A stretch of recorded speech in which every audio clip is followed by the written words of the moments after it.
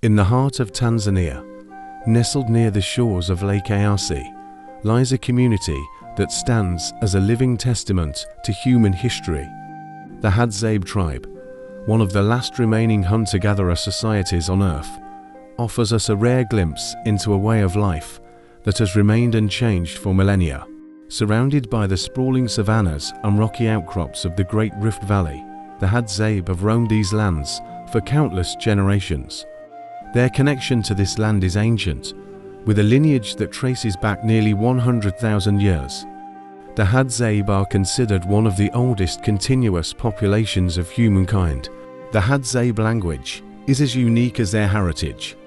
It's a click language filled with complex sounds that are as ancient as the people who speak it.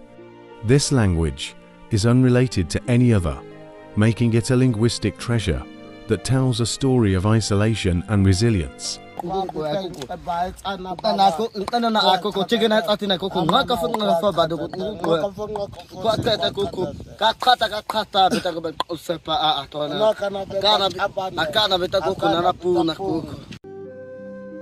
A life without agriculture. Unlike most human societies, the Hadzabe do not practice agriculture. They rely entirely on the land, following the rhythm of the seasons and the migration of animals. Men are the hunters, armed with bows and poison-tipped arrows, while women are the gatherers, foraging for tubers, berries, and other wild edibles. The division of labor is clear, but there is no hierarchy. In the Hadzabe community, men and women hold equal power, and decisions are made collectively. This egalitarian social structure is rare in human societies, yet it has sustained the Hadzabe for thousands of years.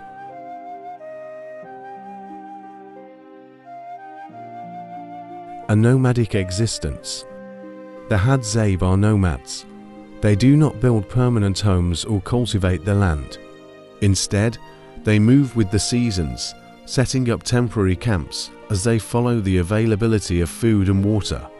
Their shelters are simple, made from grass and branches, easily dismantled when it's time to move on. Their nomadic lifestyle means that they own very few possessions.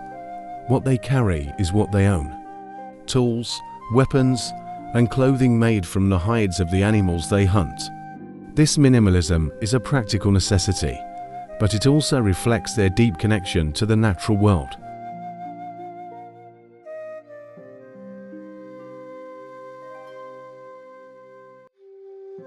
Masters of the hunt. Hunting is at the core of Hadzabe life. Their primary weapon is the bow and arrow, and their arrows are often tipped with a deadly poison made from the sap of the desert rose plant. This poison allows them to take down even the most formidable game with a single shot.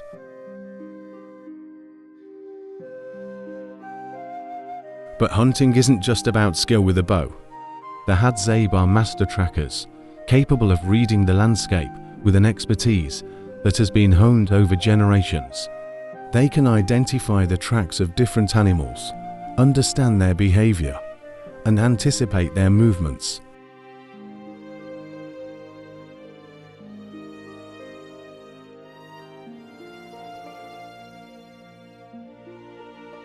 Honey hunters and nature's allies.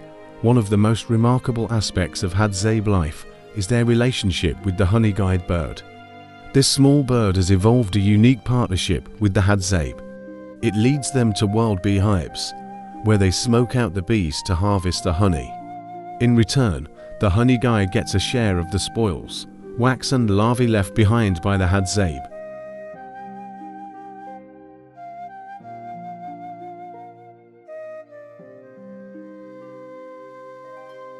Honey is a crucial part of their diet, providing them with a rich source of energy. This symbiotic relationship with the honey guide bird is a perfect example of how the Hadzabe live in harmony with their environment.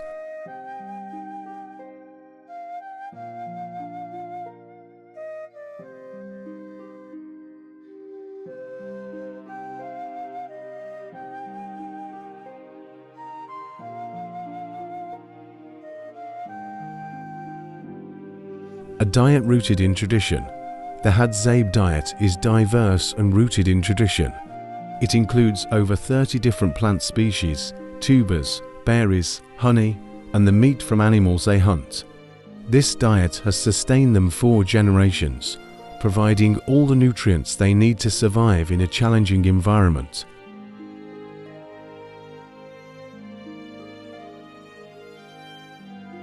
Their knowledge of the local flora is profound. They know which plants are edible, which are medicinal, and which are toxic. This knowledge is passed down orally, from one generation to the next, ensuring that the Hadzabe can continue to live off the land.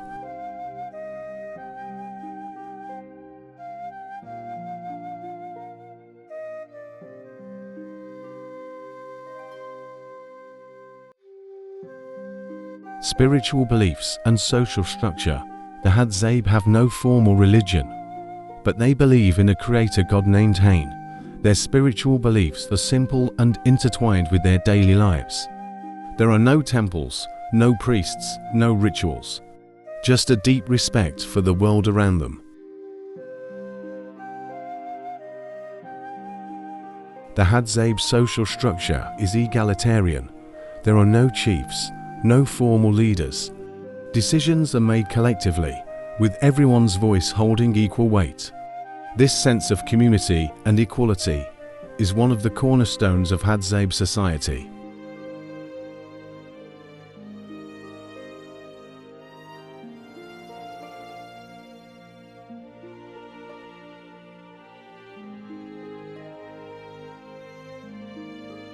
A culture under threat. Despite their resilience, the Hadzabe are a small and vulnerable population.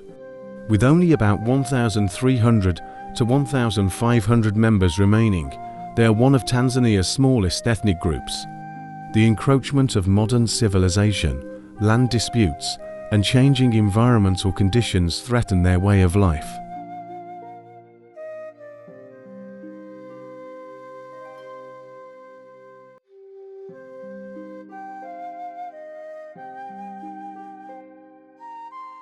The Hadzabe have largely resisted assimilation, choosing to maintain their traditional way of life. However, some have begun to adapt to modernity, occasionally trading with neighboring tribes and interacting with tourists who come to learn about their culture.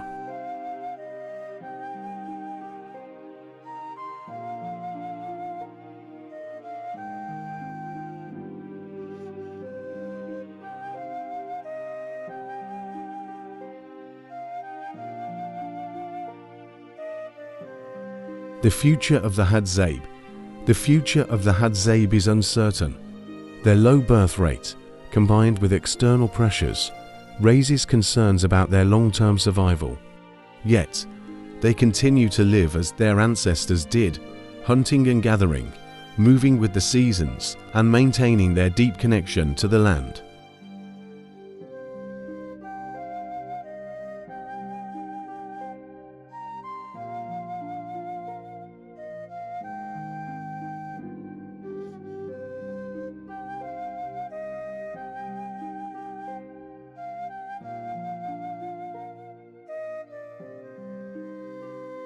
The Hadzabe's way of life may seem simple, but it is intricately tied to their environment, their knowledge of the land, their social structure, and their spiritual beliefs have all evolved to support a life in harmony with nature. As the world around them changes, the Hadzabe stand as a reminder of a time when humanity lived in balance with the earth.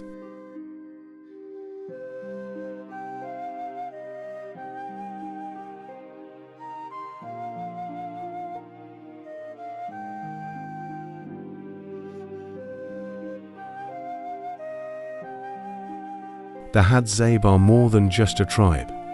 They are a living link to our shared human past. Their story is one of resilience, adaptation, and deep respect for the natural world. As we look to the future, the Hadzabe teach us that there is great strength in simplicity, and that sometimes the oldest ways are the most enduring.